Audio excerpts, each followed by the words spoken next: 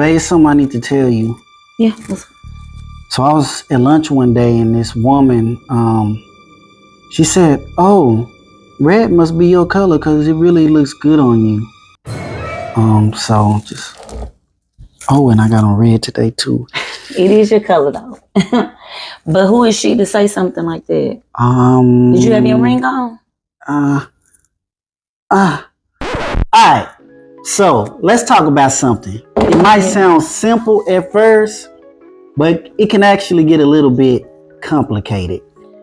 If somebody flirts with you, they compliment you a little bit too much, get a little extra friendly, or even tries to come on to you, do you go home and tell your spouse, or do you just keep it to yourself? Now, before, you answer too quickly, because the way you handle it, it can say a lot about who you are and how you view your marriage, honesty, trust, and peace in your marriage. So let's take a moment to break it down in this episode of Committed Conversations, Quick Chats. Let's discuss.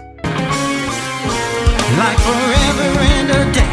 Hey, our love that never fails, so unconditional.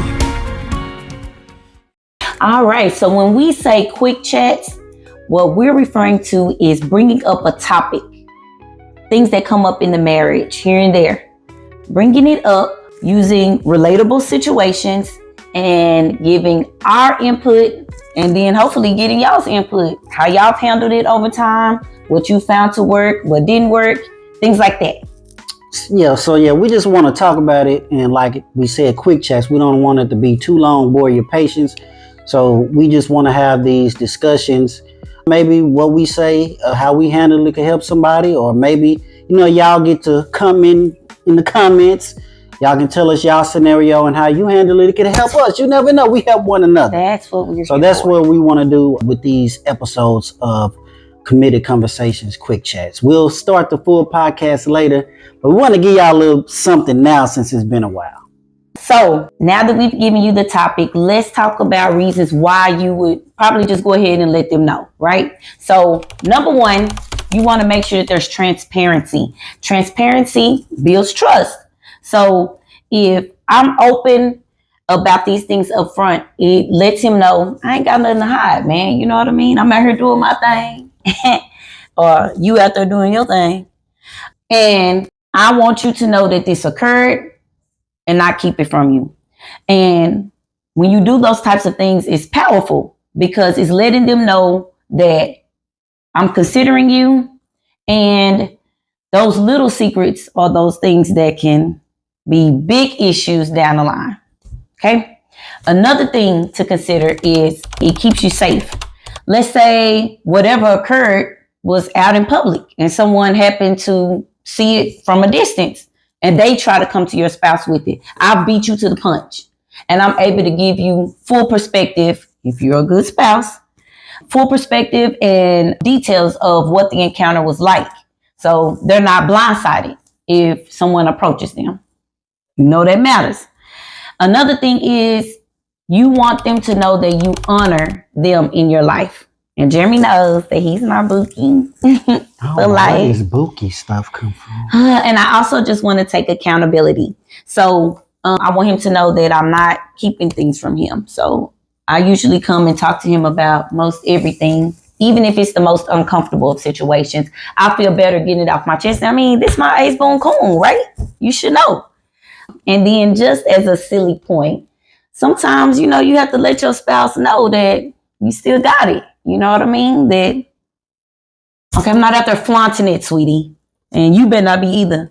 But just letting them know, you know what I mean? And sometimes when they hear that, it make them, kind of come in a little close. Yeah, definitely. If you want some act right, let them find out somebody complimented you, hit on you. Then she be all up on her brother. It's like, where was that at if it took some money? Okay. Well, maybe it did take them. Appreciate y'all. So those are just some of the points that we came up with for why you should go ahead and maybe just let your spouse know. Now let's look at the other side. Why might you not tell your spouse? Well, not every situation deserves airtime. Like What was it like with some random stranger? Were you in a grocery store and somebody just say, "Oh, that's a nice shirt you have on," or "That's a nice pair of pants you have there"? I don't know. I'm just giving you some scenarios. It might be something harmless some random stranger said, and there's no need to take it any kind of other way.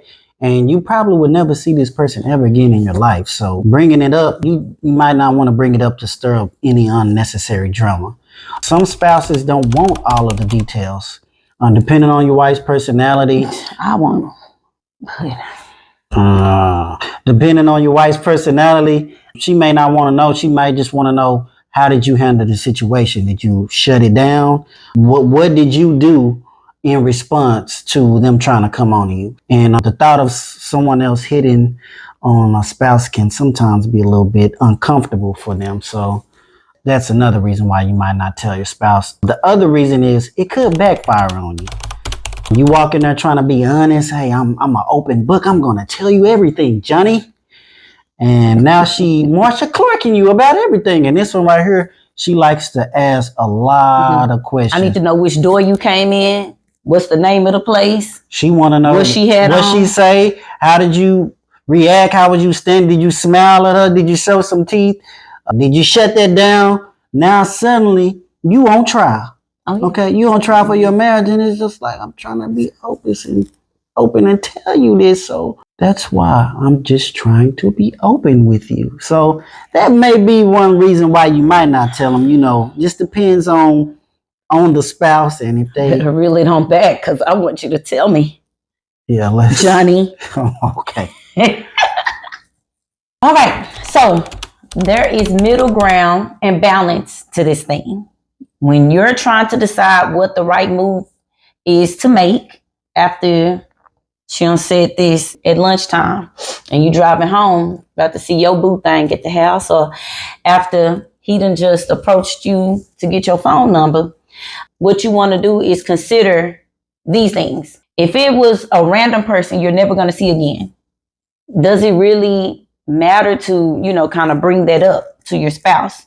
However, if this is somebody I'm going to see on a reoccurring basis because I go to work with them, because they attend my church, because they work in this grocery store that I go to 7 times a week to pick up snacks for the kids and groceries, little odds and ends, then it's probably best that I go ahead and let my spouse know, because it can become a big thing. If they come in to push the grocery baskets and following me to the car, it can turn into something bigger. So yeah, and then she go in that grocery store 7 times. She need to go to another one, a different one.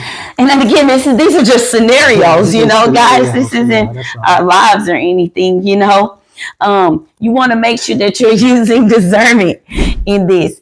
Will sharing this information protect my marriage, or is it just going to create unnecessary tension within the marriage? Is he going to be checking my phone and stuff because he trying to figure out what's going on? It wasn't even worth all of that, right? I want you guys to think about this. There is a difference between secrecy and privacy. When it comes down to secrecy, that's when you're holding something back that should actually be brought to the forefront or be in the light.